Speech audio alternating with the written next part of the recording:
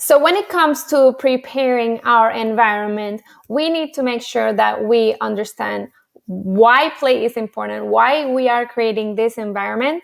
Let's talk about a little bit of toy inventory, how we're going to declutter, and how we're going to prepare those areas that we're going to be working on. So play is how we learn, it's how we make friends, it's how we find meaning to life.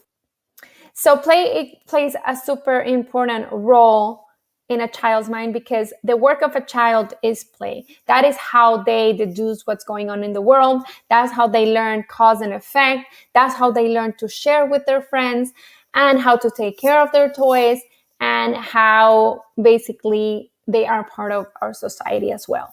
So play is a mindset more than it is an activity.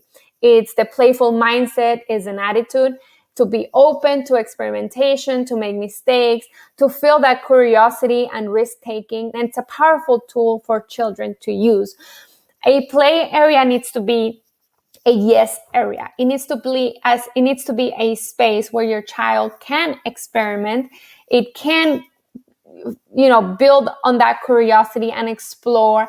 And, what if I build a tower and what if I knock it down? Will it make a loud noise?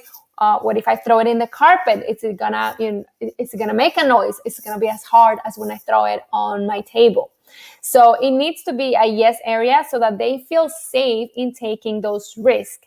Why is that? Because when they move out of the playroom into the real world, they're going to be confident children, that they are going to be able to take risks, that they're not going to be afraid, and they're going to have that in the little play toolkit. Because remember, that's how they learn. They learn through playing.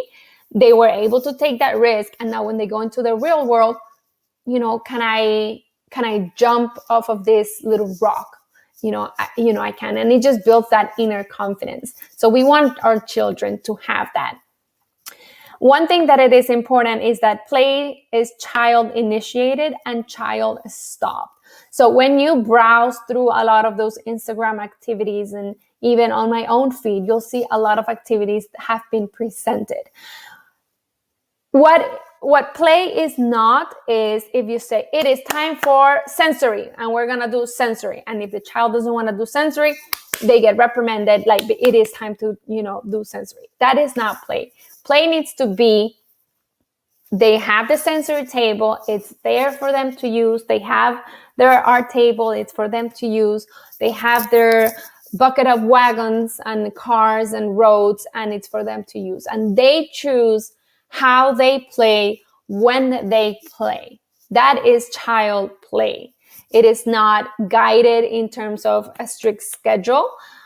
So, you can have a schedule and a structure in your home saying, okay, I do arts in the mornings and sensory in the afternoon. And what I do is I present the activity. And usually when you present the activity, it calls that curiosity and they're willing to try it. Sometimes they're not, might be in the mood for it at that right time, and that it's okay. So this is a play that just happens, depending on what the child interest is at the time.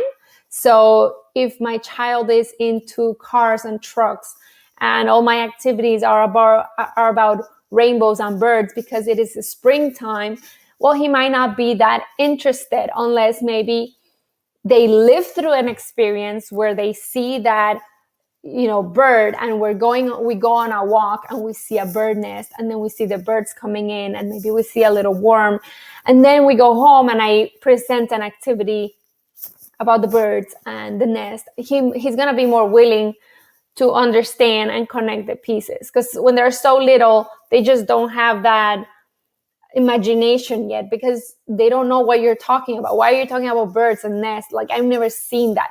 But if you bring it into real life and kind of bring it into your play space, then, it's more likely that they'll initiate that play on their own because they're curious about what they just learned and now they want to play with it. They want to recreate how they saw the bird coming into the nest, maybe, in that sensory play or whatever activity that you create. So just make sure that, when you create these play spaces, you are presenting activities that are invitations to play.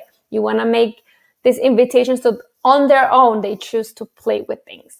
And we'll talk about how, your role as a parent, it comes in for you to understand that.